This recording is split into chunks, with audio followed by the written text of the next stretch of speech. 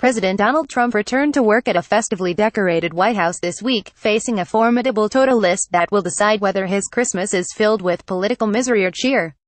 After spending much of November in East Asia and Florida, Trump returned to marbled corridors bedecked with garlands and graced by ballerinas, but also chilled by the prospect of a daunting few weeks ahead. Read more. Donald Trump won't campaign for Roy Moore. White House official December sees deadlines that, if missed, could see the U.S. government hurtle towards a shutdown and even a technical default in the new year. The debt ceiling and government budget will be on the agenda when Trump meets congressional leaders from both parties on Tuesday. Watch. Trump defends Roy Moore, questions timing of accusations. The meeting comes against the backdrop of a fiercely contested December 12 election in Alabama, which will be a bellwether for Trump's support and could tilt control of the Senate away from Republicans.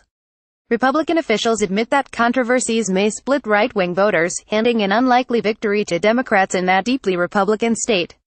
Trump has thrown his weight behind party candidate Roy Moore, who has refused to withdraw despite facing a string of allegations that he molested or orally assaulted teenage girls when he was in his 30s.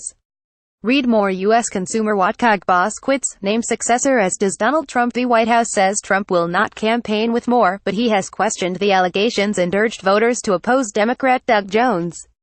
But some Republicans plan to vote for a write-in candidate whose name is not on the ballot. Watch. Trump proud of Asia trip that will have generational trade impact. Even before that, Trump's first task will be to pass tax cuts, which Republicans see as absolutely vital to keep voters and donors happy. It will be the biggest tax reduction in the history of our country, Trump said, expressing confidence Monday. It will bring jobs, it will bring a lot of income coming into the country, buying product, etc. Watch. Time denies telling Donald Trump that he'll probably be named Person of the Year with the party in control of the White House and both chambers of Congress. The task should be straightforward. But little is straightforward in Washington these days. The administration's chief salesman, Treasury Secretary Steve Mnuchin, and top economic aide Gary Cohn, both multimillionaires, have struggled to convince the public that the tax cut will help middle-class families, as Trump insists. With the details still being thrashed out, a Harvard-Harris poll showed a majority of voters opposed, believing it will hurt them financially. Democrats have been busy trying to portray the proposals as good for big business but bad for ordinary Americans.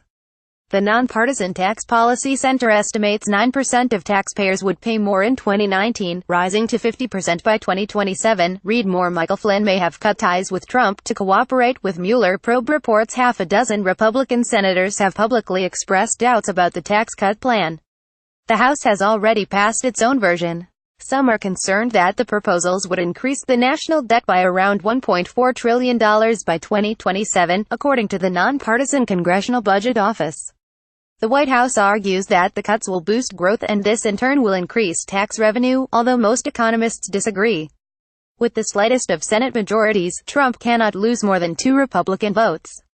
Having so far failed to pass healthcare, immigration or infrastructure reforms, he faces a party revolt if he cannot make tax cuts law. Top Republican Paul Ryan said the country was at a generational defining moment. Trump will travel to Missouri on Wednesday to make the case, and to heap pressure on Democratic Senator Claire McCaskill, who faces a tough re-election fight.